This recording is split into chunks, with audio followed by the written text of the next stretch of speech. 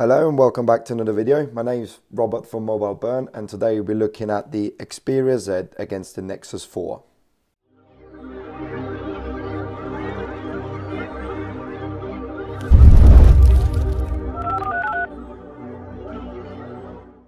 First of all, let's start looking around the buttons of the device and then I'll talk to you a little bit about the hardware of it. So first, let's start with the Sony Xperia Z. This has just been announced in the UK, February 28th, 2013. So on the left-hand side of the device, we have the flap for the micro USB charging port on the top left. That's visible here. Let's see if I can get the flap off. These flaps are there because this phone is actually waterproof, but I'll talk about that a little bit later. So you can see here the micro USB charging port, it actually opens up quite a lot, so you can fit even the largest chargers in. Then next to it, you get the micro SD card slot. You can see here, it's maybe difficult to see, but this is the flap for the micro SD card slot. Next to that, you get two sort of golden dock connectors, and then that's it for this side. And then on the bottom, you get pretty much nothing apart from a barcode. And I think this is a microphone here where you're talking to. And then the right hand side of the device has a little speaker down here. Next to that is the volume rocker, pretty much in the middle of the device. And then there is the power button here, nice circular round, big power button. And then further up, you get the SIM card slot here, where you have to open the flap once again. At the top, you get the headphone jack, and again, this is covered under a flap. You can see that here, and you can fit quite big 3.5mm headphone jacks in. Let's see if the camera will focus on that. Then I'm just going to close the ports here. Then looking around the back, you get the 13 megapixel camera with LED flash and another microphone here. Then there's a little sticker, an NFC sticker, indicating obviously that this device has an NFC. Then just the Xperia logo, and then some more branding on the bottom. Then on the front of the device, you get the big Sony logo, the front-facing camera, the 5-inch display, which I will talk to in a minute, and that's pretty much it. Apart from a little speaker lower down as well, which hopefully can be visible here. And no buttons because this has soft keys. Then looking at the Nexus 4, on the right hand side you have the power button, then nothing else.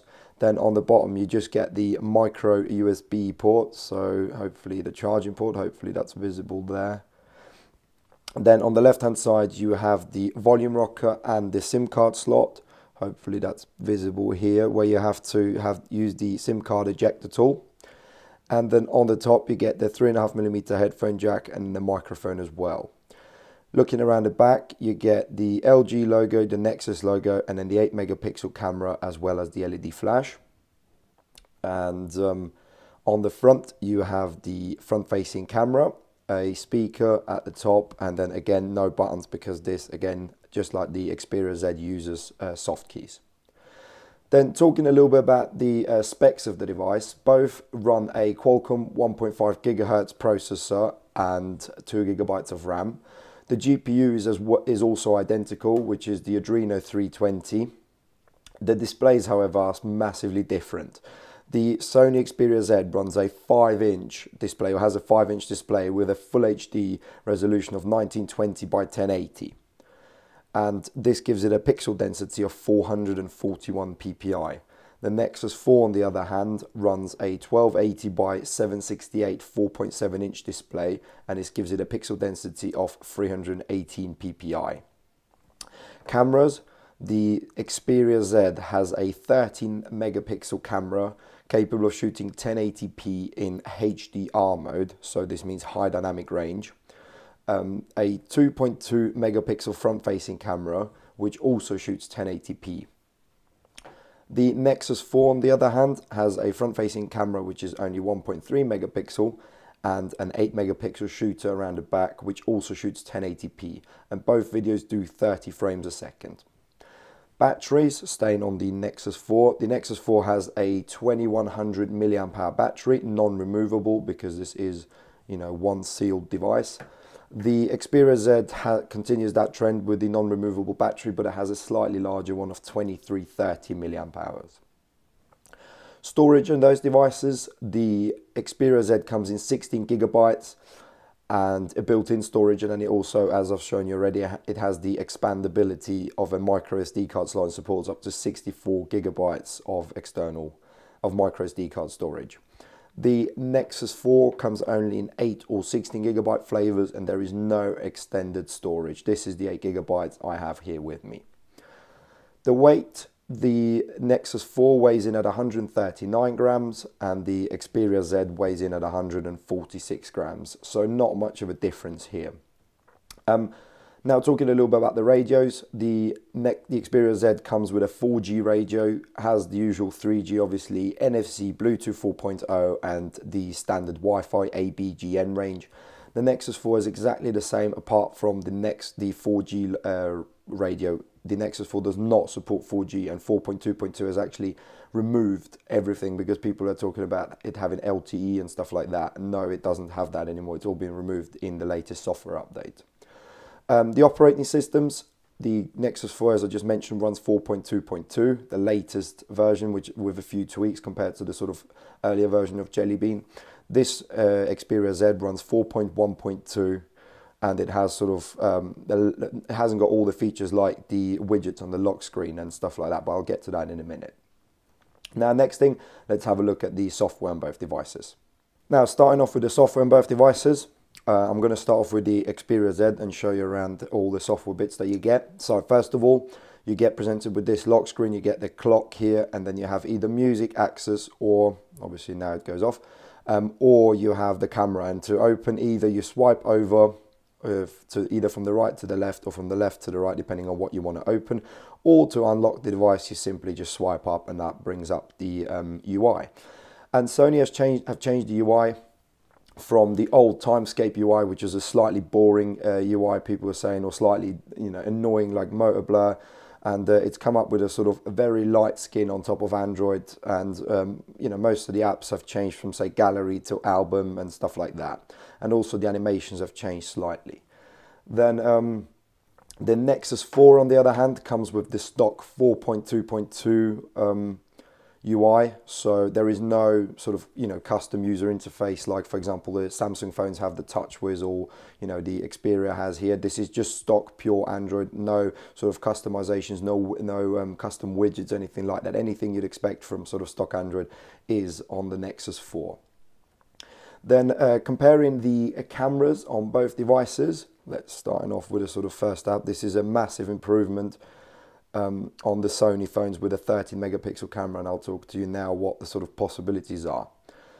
And it comes with the X-More sensor, which is sort of Sony's branded sensor, and you get a huge amount of options in this, you know, in the camera settings.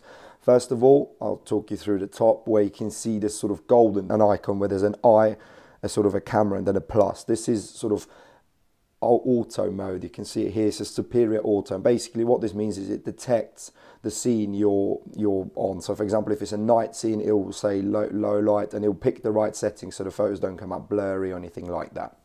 So then moving on, you get normal, where you get presented with a whole host of features. For example, you can do exposure compensation, you can do lots of other things like HDR, you can turn the flash on or off or have it manual, and then also customize, get into the settings where you get, you know, the resolution can be adjusted with a smile shutter, you know, focus mode, stuff like that. I'm not going to go through every single setting here, but you do get presented with a huge amount in sort of normal auto mode. Then moving on, going on to video recording, and here you get again a set of sort of settings. You get presented with, again, the scenes here, so you can change the scenes. Let's actually see if this zooms in. So you get presented with landscape, beach, all the different settings, and also what you now see in video mode is HDR. And what this allows you to do is actually record high dynamic range videos. So say previously, if you were taking videos on the Nexus 4 or other devices, you would just get simple, say if something's really bright, then it's going to be clipped and you're not going to get that back. So for example, if you have bright skies and there are, you know, white clouds, you might not be able to see the clouds, but everything else will be, you know, visible. Whereas now you might just still be able to see some of the clouds. I will add a video into the at the end of both running the 1080p video footage of this Xperia Z versus the Nexus 4 HDR, non-HDR, and then just as normal Nexus 4 footage. It will be nothing special. It was just around my desk at sort of normal lighting conditions, an indoor room with a little bit of, you know, with a sort of light above my head turned on and another desk lamp. But I'll show you that, you know, at the end.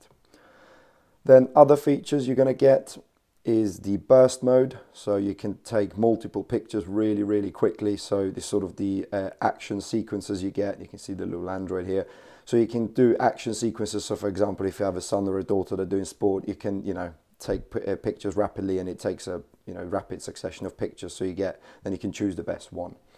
Then picture effects are just like the loads of different effects like fisheye, miniature, vivid, sketch. See if that's better visible here. Yeah, you just change, you can play around with these. There are loads of different one of these, and you can see here obviously they can be changed to whatever you like.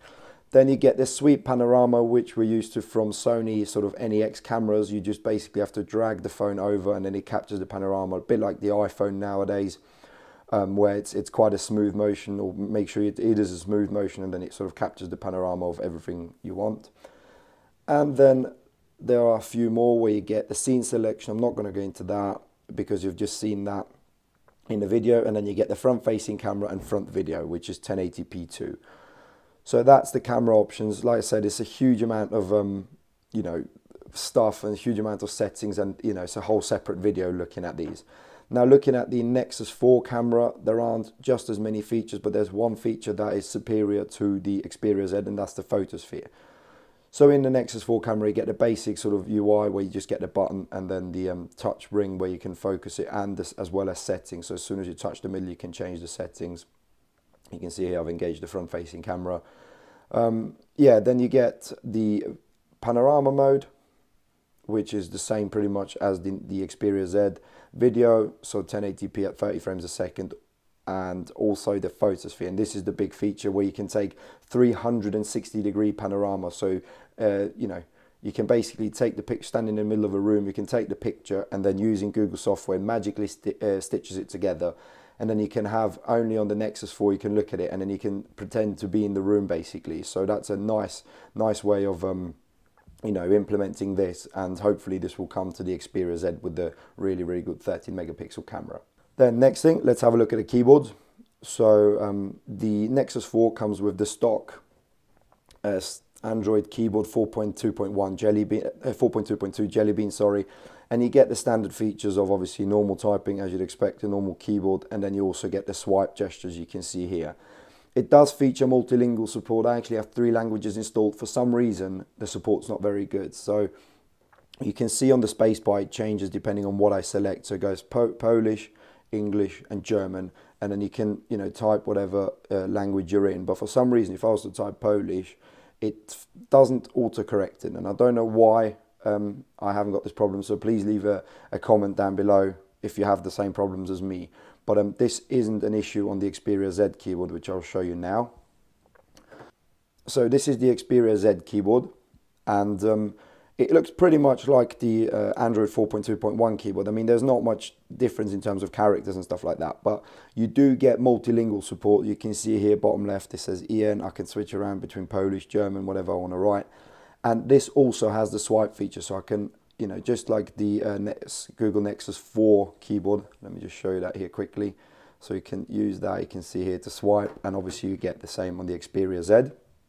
And you just get the numbers and stuff. So there's nothing really special about it, but I do feel it has the support for the foreign languages much better integrated. So I don't know whether this is just, you know, I haven't set up the Nexus 4 properly, but this way it seems to be a lot better than the Nexus 4 keyboard. Also, the spacebar is quite cramped because it has the comma and the full stop button here, whereas the Nexus 4 keyboard isn't actually as cramped. If I show you that, there's a little bit more room here, and I do feel that sometimes I actually hit the full stop or the comma button. But overall, you know, keyboard-wise, this is actually much better because of the language support. Now let's have a look at some of the apps on the Xperia Z that you get with the new Sony UI. So first of all, you just get the, I have it in alphabetical order. And you get the normal alarm clock, which is just a stock. It looks slightly different to the Nexus 4, which I'll show you in a minute, but it's just sort of standard alarm clock. Then album, which is just a gallery. You also get Amazon MP3, so obviously that's Sony's preferred store for buying music. You can also back up and restore things, so you can go in there and you know, if you have a flick through, you can store data. You can do a whole backup basically off your phone. So for example, if you're doing an update, then you worry about, you know, losing stuff, you can actually back it up. So nice that they've implemented that. It comes as stock. Most of the time you do actually need to download software to enable that. Then standard browser and Chrome are both installed. Calculator, calendar all work. Normal camera we've just looked at.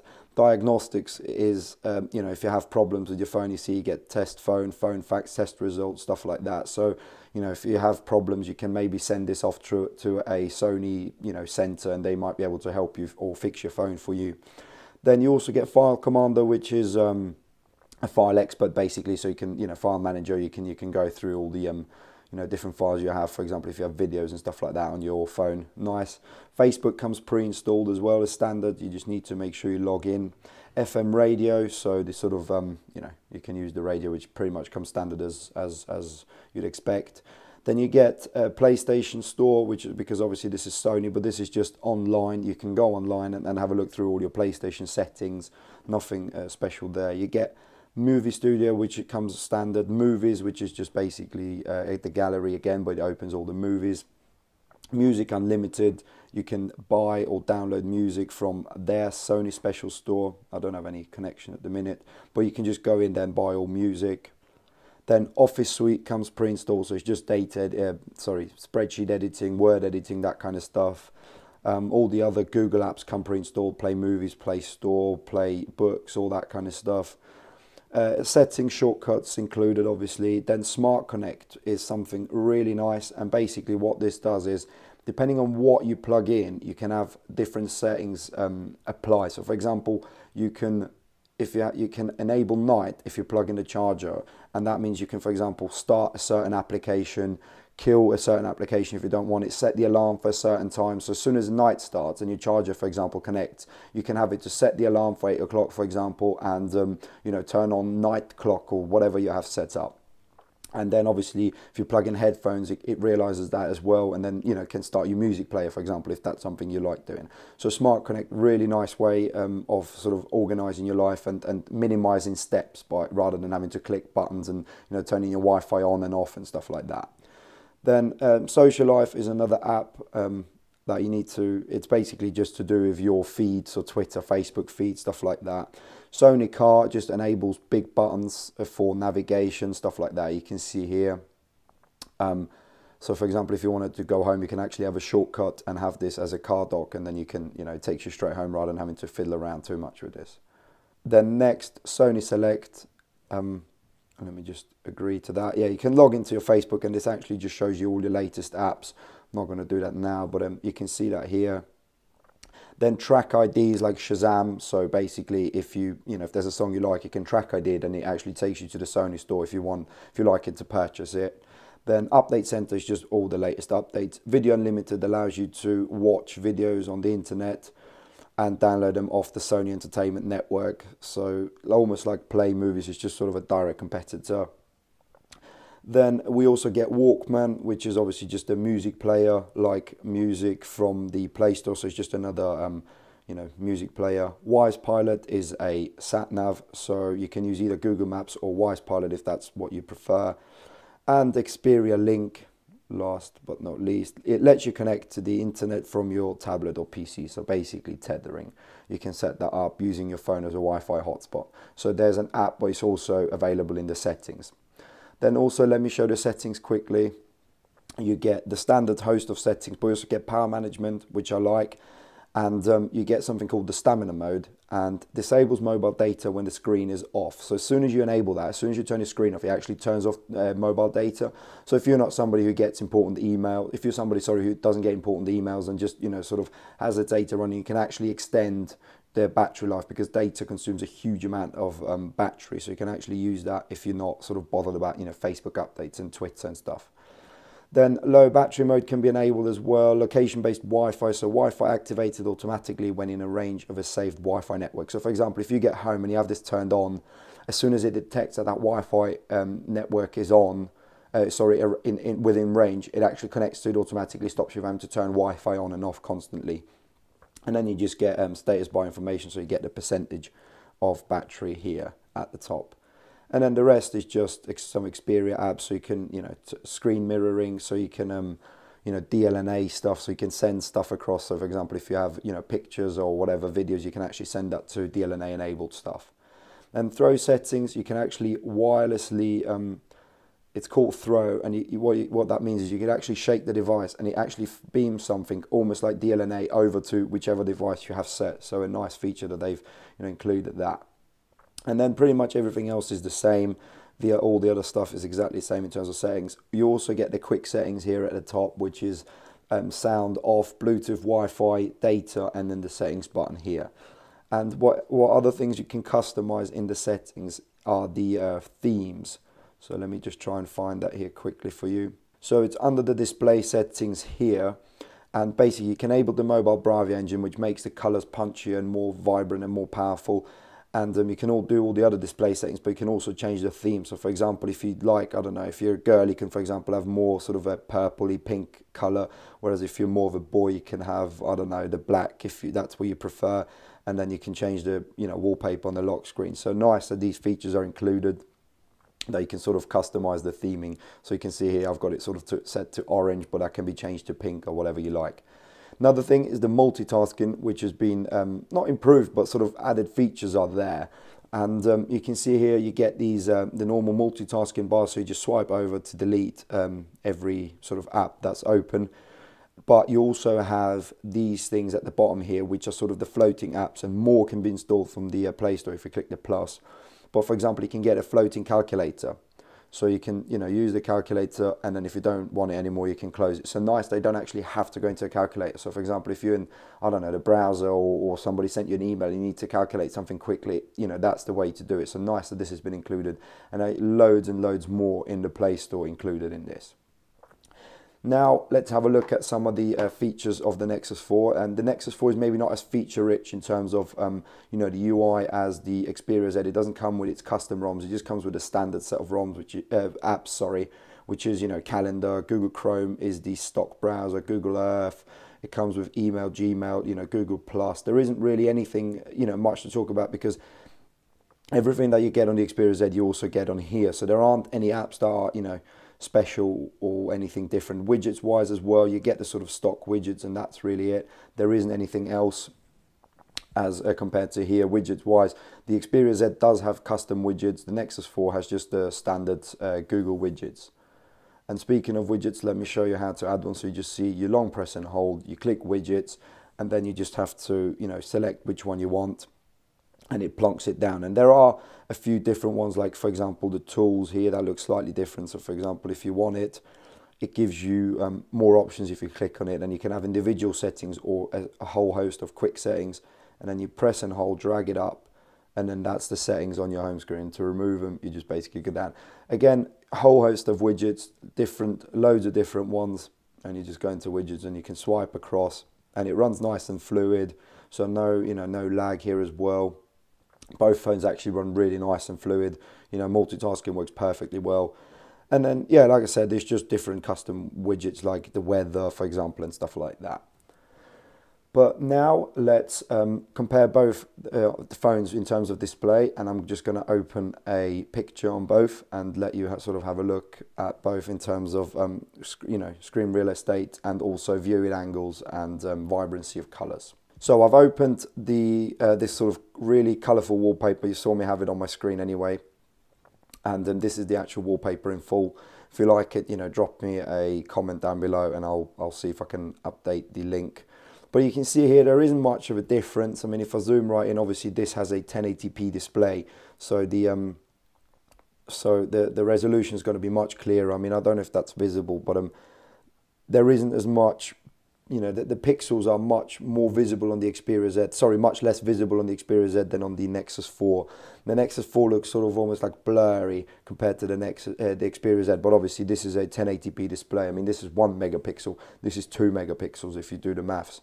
And so, you know, much higher resolution display, and that obviously gives it the thing. But in terms of color reproduction, there isn't much of a difference. In terms of vibrancy as well, the Xperia Z does run the mobile Bravia engine, so I wonder, you know, what the difference is between the two. But you know, no real difference in terms of, you know, screen brightness and screen color reproduction. Viewing angles wise, I mean, I'm trying to tilt them at the same rate, and people have complained about the Xperia Z's viewing angles, but so far they seem to be, you know, fine. I think there is not much of a, you know, difference between the two phones. Obviously, you know, this has a TFT display, whereas this runs an IPS display, but this doesn't seem to have any difference or have any impact on either screen. Now, next thing, let's do some benchmark comparisons, and I'm going to run Geekbench and as well as Quadrant, and I'm just going to start both phones up in terms of Geekbench and then come back to you.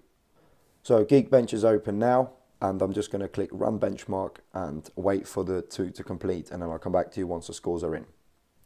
So the scores are in, pretty evenly matched, to be honest with you. 2,133 and 2,031 on the Nexus 4. Didn't really expect too much of a difference, in as they run the exact same processor and have the exact same GPU.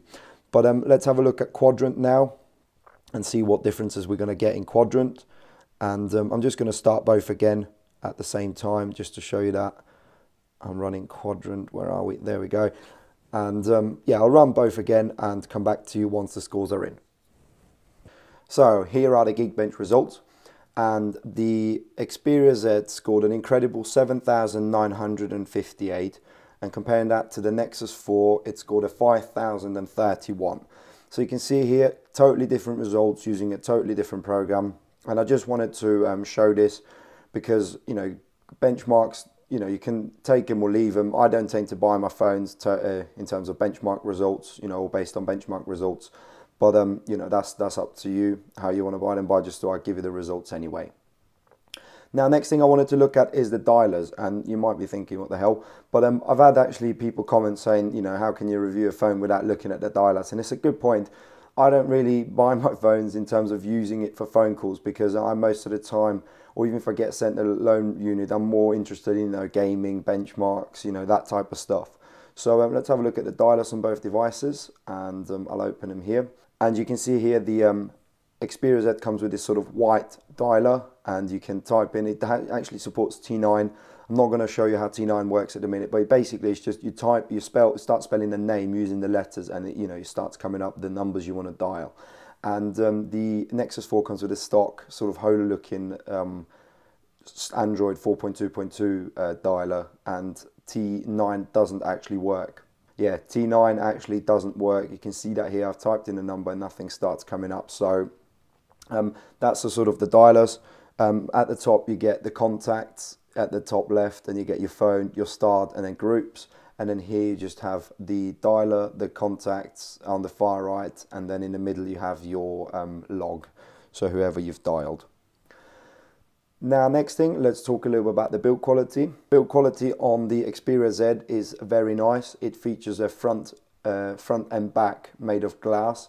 Sony claim it's scratch resistant, and the phone is also water and dust proof. And that's the reason for these flaps here. They cover all the ports, and I think that's a really nice feature that they've included, and that sort of, you know, makes the phone stand out a little bit more from other devices. I know there's the Motorola Razr. I think they're sort of waterproof, but they're not fully waterproof. You can sort of, they're splash proof, and that makes a big difference, because I've seen people immerse this in water, this phone, and it actually works fine. I've seen people, you know, take photos and videos underwater. So, you know, it's only 1 meter or 30 minutes you can keep it underwater, but you know, it is waterproof, and it's a nice added bonus there. It's also shockproof, but I still think if you drop the device, it will break. So I would get a case for it, and just make sure, even if it's just a bumper case like you get for the Nexus 4, because this is glass front and back, and it's also a fingerprint magnet. One thing I'm slightly worried about is the flaps, are the flaps for the connectors here, and Obviously I have no nails, so I can't open the flap for the micro USB charging port, but I do wonder what the life expectancy is of these flaps, because they do seem to be a bit plasticky. They're sort of on this rubber bit here, and I wonder how easy that will snap off. But you know, do bear in mind that this makes the phone waterproof, so you know, you have sort of a compromise to make. But now looking at the Nexus 4 build quality wise, it is good build quality. It's glass front and back as well. You get the sort of the design, but this isn't scratch proof at all, because I actually have a scratch here, and I'll try and see if that's visible. It obviously won't be in the video now, but there is a hairline scratch here. Oh, there you go, you can see it. It's a tiny scratch. The camera doesn't pick it up as well as I'd like it to, but you know, that's after 2 days of use I've had this scratch. So you know, this, like I said, this isn't scratch proof, but otherwise it feels nice in the hand. You know, the Xperia Z also feels nice in the hand. And oops, I've just knocked the Android over.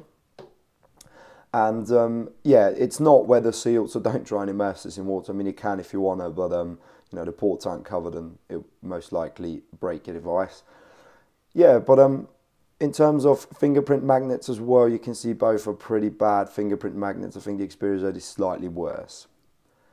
Now, at the end of the video, before I finish, I will add a HDR video and a non-HDR video of the Xperia Z, and also a normal 1080p video of the Nexus 4, so you can have a look. It will be, like I said at the beginning, just taken in a normally lit room, so there's no special lighting or anything like that. I've tried to replicate the settings where most people use it, you know, indoors, you know, when their kids are playing or whatever they use it for, but I thought I'd just add the video anyway, and you can have a look sort of at low light capabilities and stuff like that.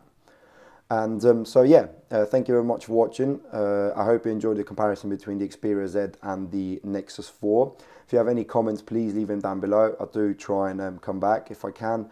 Also, I try and take whatever you say in terms of, you know, if I've missed anything, try and take that into consideration into my next video, like the dialer somebody's commented on, and that was a fair point. So feel free to hit the subscribe button, feel free to hit the like button if you've enjoyed this, and I hope to see you in my next video.